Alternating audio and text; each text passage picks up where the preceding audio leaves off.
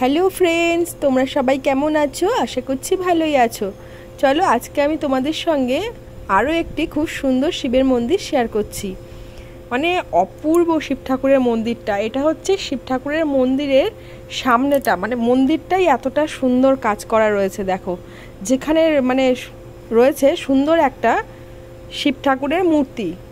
আর এই দেখো শিব ঠাকুরের গেটের সামনে রয়েছে নন্দী মহারাজ। চলো সেটাও তোমাদেরকে কাছ থেকে দেখাবো। এই দেখো,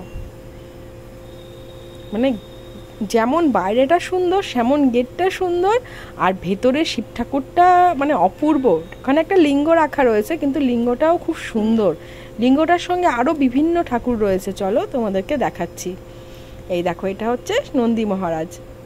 তো চলো ভিডিওটা স্কিপ না করে তোমরা দেখতে থাকো, আশা করি খুব ভালো লাগবে। আর যদি ভালো লেগে থাকে তাহলে অতি অবশ্যই একটি লাইক করে দিও, শেয়ার করো, কমেন্ট করো, আর সাবস্ক্রাইব করে আমার চ্যানেলটা একটু পাশে থেকো।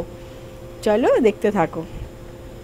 দেখো কত সুন্দর নন্দী মহারাজ দুটো গেটের ওখানটাতে পদ আগলে বসে আছে। আর ওই দেখো সেই শিবলিঙ্গটা, এই দেখো অপূর্ব সুন্দর।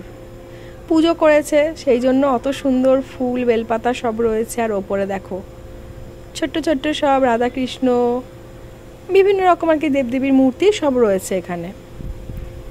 দেখো খুবই সুন্দর।